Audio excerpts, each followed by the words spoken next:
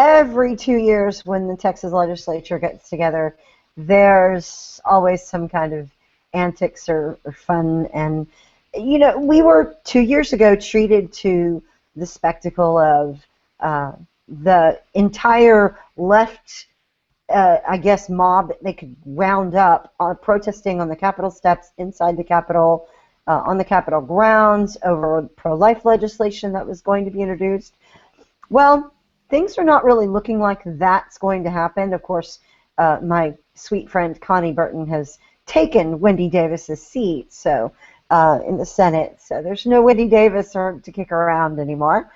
But there was a recent day where Planned Parenthood had scheduled a visit to the Capitol Day, and several of the legislators, including Jonathan Strickland, who I know, put signs that looked sort of like the official signs that go on their office doors that said, the legislator's name and then former fetus. And just because Planned Parenthood was going to be there, and Planned Parenthood stated that they were there to talk about low-income women's testing for breast and cervical cancer, and that they were lobbying for the Texas to continue that program.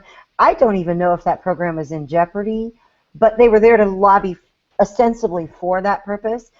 And Representative Strickland thought he would tweak them, and his actual quote was that he wanted to let them know that organizations that murder children are not welcome in my office. And so it was a funny little thing that they did just to tweak the nose of Planned Parenthood. Well, a Democrat legislator reportedly got very upset, marched down to these offices, took Representative Strickland's sign down, threw it at his staff, and intimidated them. And so the whole business of just tweaking their nose became a confrontation between these two representatives. Republican. He was Republican. He was a Republican representative that threw. Yes, I looked this up, and I was astounded to see an R next to the guy's name. Oh yes, that's right. He's a Fort Worth Republican.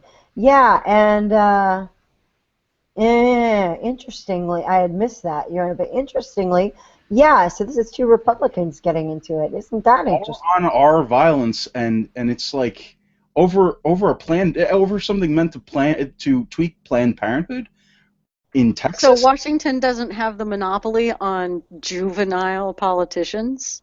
Apparently not. I mean, and it's been disputed whether the guy threw the sign or what, but it's just that was the thing that really struck me, was the fact that this is a Republican who was doing this, not a Democrat. What is the motive there? Well, there are some places in Texas that you won't get elected if there's a D after your name. So he might be a Democrat at heart, but he calls himself a Republican just so he can actually get elected in that area. There are people who've done that. Did you just call him a rhino? Did you just call him a dino? You called him a wow. Rhino. Yeah, rhino, Republican in name only. It happens. There have certainly been judges in Texas who have called themselves Republicans so that they could run on the Republican ticket, even though they're Democrat philosophically right down the line. Rick Perry, Gore campaign, Texas. I'm just saying. Yeah, absolutely. Oh man, this is like the twilight zone of the refinery. We have entered into this area where it is so unusual. It's not the typical situation here. We are so confused. Well, party affiliation is, what organization are you going with in order to get elected and be in a position of power to implement your objectives. We Tea Party libertarian types talk about using the structure of the structure of the Republican Party to accomplish our objectives. So how is that different from some other politician using the structure of the Republican Party to accomplish his objectives? That is a very good point, because when I was training people way back in 2009 to become part of party politics, get into the leadership and do things, I did it from a nonpartisan perspective. Now, I told people that my experience was with the Republican Party, but the things that I was doing translated to both parties in Texas as far as the law was concerned. And that wouldn't it be interesting if you had people from Tea Party on the right pushing into the Republican Party and from the right pushing into the Democrat Party, depending on where they lived.